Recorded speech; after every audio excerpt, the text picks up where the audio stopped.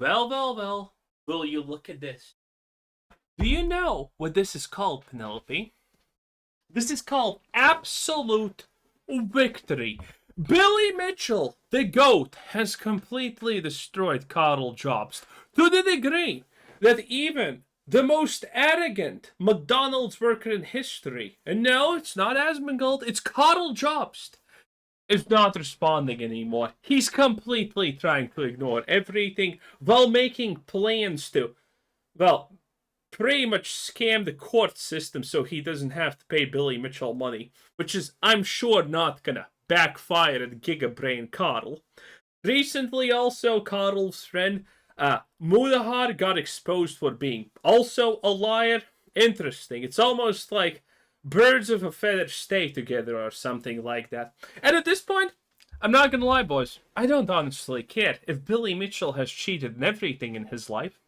As long as Karl Jobst, one of the most arrogant losers, keeps taking these L's, I am completely fine with that.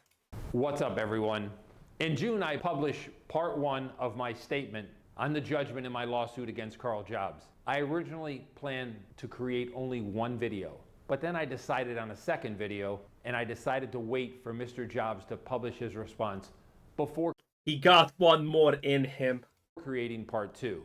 However, over the past 2 months, no response arrived, and I feel that I've waited long enough. In addition, I started to believe that Mr. Jobs' response is irrelevant due to what we will discuss in this video, and I don't even expect to respond to whatever he does post in his response. I'll most likely let this video be the final statement by me. But preliminarily, one thing that I still have not gotten over is the fact that Karl Jobst levied all of those red joystick allegations, created all of those videos on the subject, claimed that it was the absolute smoking gun, and ultimately didn't even attempt to use it in court or submit it in any proceedings. As a result, classic Karl at this point, what can I honestly say? Lies about everything, and still refuses to put the prize in the bag. I've decided to promote and disseminate this photo with my signature and the code word Karl Jobst for just $20. This isn't about the money. This is about raising awareness of this photo to as many people as possible. To prove it, I'm offering 15% off this photo and all other products at rickysauce.com with the discount code Karl at checkout. Don't miss it. To begin, although millions of people viewed the judgment online, I don't feel that many people actually read the over 100 pages of judgment itself and the discussion of Mr. Jobs' no one read it. behavior and tendencies therein. Specifically, how the court viewed Mr. Jobs' character and his credibility, or lack of credibility. Karl Jobst, let me explain this part, okay, so it just is more succulent to get into, okay? Karl, through all of this, acted like he is constantly in the right, constantly on the emotional high ground, constantly on every high ground, in fact, and that everything he thinks is just automatically correct. This is not an over-exaggeration of how Karl portrayed himself through all of this, by the way. It is one of the most hilarious things ever. Karl is kind of pirate software tier at being delusional about his own grandeur. That's what I want to discuss here today. One of the court's observations was Mr. Jobs' absolute refusal to admit anything that opposed his desired narrative on the subject. Here's what the judge said. A little about Mr. Jobs. I have briefly described Mr. Jobs and his activities in the introduction. Mr. Jobs could not be described as a shrinking violet, nor having any concept of tact or diplomacy. Both in his YouTube videos that were played in the court and in giving his evidence, he was self-confident, forthright in expressing his views, and he struck me as very hard to dissuade from a view, whether an opinion or as to the existence of a fact. This is what I'm saying about everyone constantly, especially, by the way, the streamers. All of these people who have gotten their fame and fortunes through things like YouTube and whatnot, typically it's just luck. Every single person who is big on YouTube did get lucky at some point. Did they work to maintain that luck? Yes. But that doesn't matter. They still got lucky. And a lot of these people just gaslight themselves into believing that they are so smarter than everyone else, that they are so better than everyone else, that they understand. Like, there's a lot of people who unironically have nothing to do with finance. They don't even have a fucking degree from ballet school or anything like that. And they're like, oh, yeah, I have a channel with 2 million subscribers. I'm really smart finance, obviously. That just makes me. Do I do anything with finance? No. It's a joke. And Karl Jobst is the most shining and bright. Well, maybe Mudahar now is even more shining and bright. We got Pirate Software, Mudahar, Karl Jobst, the Act Man. The Act Man is the guy who literally would fail your, who would screw up your McDonald's drive-through order 2 times in a row. Jesus. We have these people who are absolutely nothing without YouTube, nothing without being Nepo babies. And they constantly just want us to believe that they're better than everyone else somehow. It is disgusting. Once he had formed it. These character traits are clear in his videos. On occasion, when he has been interviewed by other online producers, and in his demeanor and evidence in the witness box. Mr. Jobs also has a self-aggrandizing and perhaps self-protective tendency not to admit error and not to back down once he has taken a stance. This trait was clear from a number of things arising during the evidence. I have already mentioned one, his response to Apollo Legends' announcement of settlement with Mr. Mitchell. Don't worry, guys. Beautiful. I will never back down. He also demonstrated that trait in his video about Mr. Mitchell, continually calling him a cheat and asserting that his legal proceedings against others and against Mr. Jobs in this proceeding were frivolous, bullying, and bound to be lost by Mr. Mitchell. Here's 2 examples of baffling testimony by Mr. Jobs under oath at trial that exhibited the behavior discussed. I mean, we're talking about the guy who completely lied about what the lawsuit is about. And I know there's gonna be like 2 or 3 Karl Jobst fanboy losers in the comments saying, no, Karl never lied about it. He did. Every single person thinks that this lawsuit was about Billy Mitchell cheating. That that's what Billy sued him for. That's not even a part of it. It's pathetic. Stop trying to save your prince on a, well, not on a white horse, but the whitest horse, I guess, Jesus. Stop being pathetic. Here, firstly, his so-called retraction video that he buried at the end of his Dark Souls video. Oh, this is one of the things that the Karl Jobst shills are constantly talking about. Oh, he did an apology. Yeah, in a video unrelated to anything. At the end of it, in the last 5 seconds, and that's it. Jesus, yeah, I'm sure that has impact. Jobs said that I never attempted to contact him to correct the allegations at issue in the lawsuit. However, not only did I in fact contact Mr. Jobs, I contacted him through 3 different methods. Damn. 1, I sent a trustworthy third party to contact him. 2, I published a response video. And 3, my lawyers sent him a concerns notice. Under oath in the witness box, Mr. Jobs defended his claim that I never attempted to contact him by saying that he didn't consider any of those 3 acts. Ain't no way! I knew Karl Jobst is a complete moron, but man, this is just insane. So, you're telling me that idiot, that absolute loser, didn't think that a letter from the guy's lawyer you are currently interacting with is not him being contacted, and then he stood in the stand and said, nope, never got any news from him. He didn't even try to. Oh my god. Again, it's just pathetic. As an attempt to contact him. Here is some of the exchange between Mr. Jobs and my barrister during his cross-examination on the subject. Please pause this and read the transcript. Mr. Summers, now you said he didn't get in contact with you to clear up any misinformation you had. Haven't we heard earlier that he had a third party contact you to try and clear up this information? Yes, a third party. Wait, is he answering and this is like, oh, yeah, this is the answer, right? Yes, this is the answer. Yes, a third party. So what?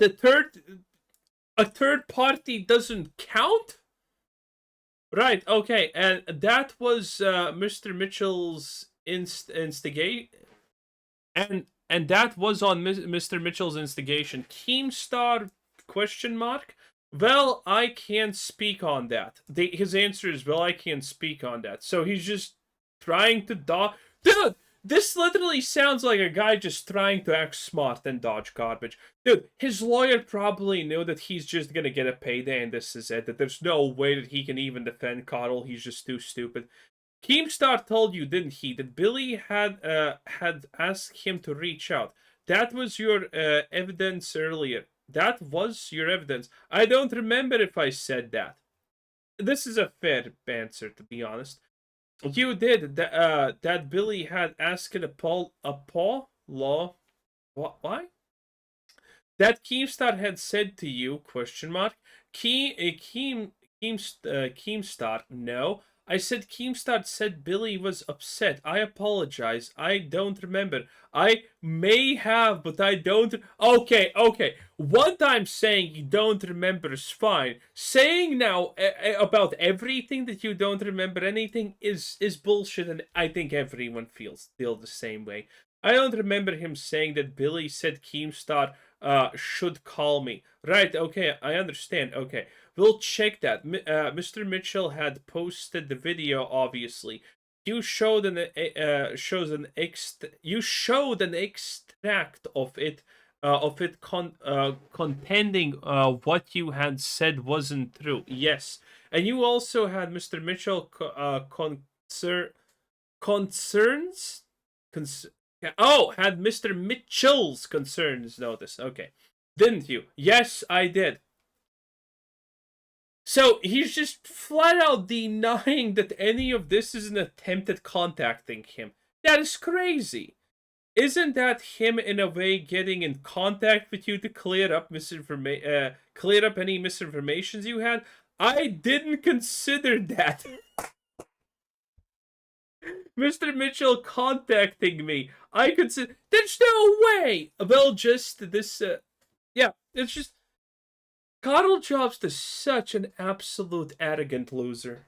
As many of you see, Mr. Jobs even testified that my lawyer sending him a letter on my behalf did not constitute contacting him. Here's how the court ultimately viewed that testimony. Fourthly, in that video, he said something that was wrong, about which I considered his evidence to be disingenuous, and that leads me to have reservations about his credibility on occasion. He said, nor did Mr. Mitchell attempt to get in contact with me to clear up any misinformation I may have had. Mr. Summers put to him that he had seen Mr. Mitchell's response, he had spoken with Keemstar, and he had received a concerns notice. Mr. Mitchell was attempting to get in contact with him through Keemstar and through his lawyers and telling him he was wrong. His answers were that Keemstar was a third party, and he did not consider that a letter from Mr. Mitchell's lawyers was Mr. Mitchell getting in contact with him. He contended that he made that statement in his video. He was referring to Mr. Mitchell himself to contact him. Relevantly, the following exchanges took place between him and Mr. Summers. Another example, Mr. Jobs testified under oath that he... At this point, it's like Carl did everything he could to self-sabotage. I'm so happy. He endeavored to generate as much attention as possible to the so-called retraction by burying it in the last 2 minutes of a 28-minute Dark Souls video. Press pause, please. I'd like you to read it. Yes. Oh, okay. Isn't the case, isn't it? It's the case, isn't it, Mr. Jobs, that you didn't want this video to be known by people as the one in which you made a retraction about something that you'd say about Mr. Mitchell. In that, is that the case? No, that's not the case. Press pause, please. I'd Damn. like you to read it. Yes, he actually said that. Before I read the court's comments on this, let me remind everyone, he didn't mention me in the title of the video. He didn't show me in the thumbnail of the video. Yes, and again, Karl Jobst fanboys are literally going to say, "Oh no, he apologized." Yeah, he apologized. And I'm the king and queen of England this time. He didn't mention me in the description of the video. He didn't mention me in the pinned comment of the video. He allowed the video to fade to black before the relevant segment. In addition, one fact I did not even know that. I missed was that he also chaptered after every part of the video except the so-called retraction segment. Oh, wow. Here's what resulted from that testimony. I found his evidence to the effect that he did not deliberately hide retraction within an irrelevant video about another topic not credible.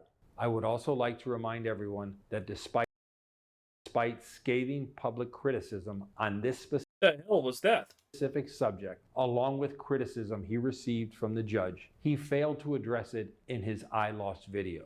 Instead, he just repeated the same narrative and moved on to the next subject. I mean, we watched the I Lost video, which was pretty much if you haven't seen that, the summary of that is, well, the judge is stupid. He clearly just instantaneously assumed Billy's right for no apparent reason whatsoever, and I couldn't do anything because this judge is stupid and corrupt. That was Karl Jobst's video about the I Lost, about him losing. It's just, yeah, oh, the world just went against me and the judge decided to be biased for some reason. It's insane. Another example, despite a ruling from a court of law that effectively everyone agreed with, he says that his allegations merely discussed a series of events without any cause and effect implications. If you read my words carefully, I simply laid out a sequence of events that happened one after another. I said there was a lawsuit, Apollo settled, he was in debt, though I was incorrect about the cause of the debt, he needed extra work, and he had ongoing health issues. Then I said this was all too much of a burden, and he Well, that's a very, very nice way to phrase it now, isn't it? ultimately took his own life. I deliberately used words like and but to connect these events. I didn't use words like because or as a result of. I was also very careful to mention Apollo's pre-existing health issues as a major factor. When I said this was all too much, I was clearly referring to multiple things together. The debt, the extra work, and his health issues, all simply as existing, not as causative factors. I never stated that Mitchell's lawsuit caused or could have caused Apollo's death. Any connection someone might draw between the lawsuit and Apollo's passing. Yes, the connections that 99.9 people listening and watching your videos, Karl, connected them, are wrong. Goes beyond what I actually said. I was extremely careful, though obviously not careful enough, not to make that claim, because I know the difference between describing a sequence of events and assigning blame for a tragedy. Another example, November 3rd, 2023. Mr. Jobs swore under oath in my lawsuit against Twin Galaxies that he was an investigative journalist. Damn. Then, 4 weeks later, on December... I mean, I'm not gonna lie, that just proves what we all know. Any idiot can be a journalist. 14th, 2023, he tweets this. I never called myself an investigator. Goddamn, I love Karl so much. This is literally pirate software levels of zero accountability. These are all examples of the lengths that Mr. Jobs will go to in order to not concede any fact that opposes his desired narrative. He will warp semantics and documentary evidence to fit whatever he wants his audience to. Dude, you know what's the perfect title for this video? I'll write it down, okay? Karl Jobst beats pirate software in ego. Or something like that. That's gonna be a perfect title. Believe. He doesn't care about the truth. He only cares about the wrecking of people's lives to generate money and clout for himself and to satisfy his malicious personal vendettas. In addition, I would like to respond one additional part of Mr. Jobs' I lost. And you know what's my favorite part? Again, this is not starting. This is not a big thing yet. But there are multiple videos already out on YouTube that we have not covered, that we probably should, honestly, about the fact that Karl is very much actively going around trying to find ways to scam the court's decision, and find ways to not give Billy his money. Oh my god. And Karl is definitely someone who thinks he's smart enough to probably get away with it. Oh my lord. Video.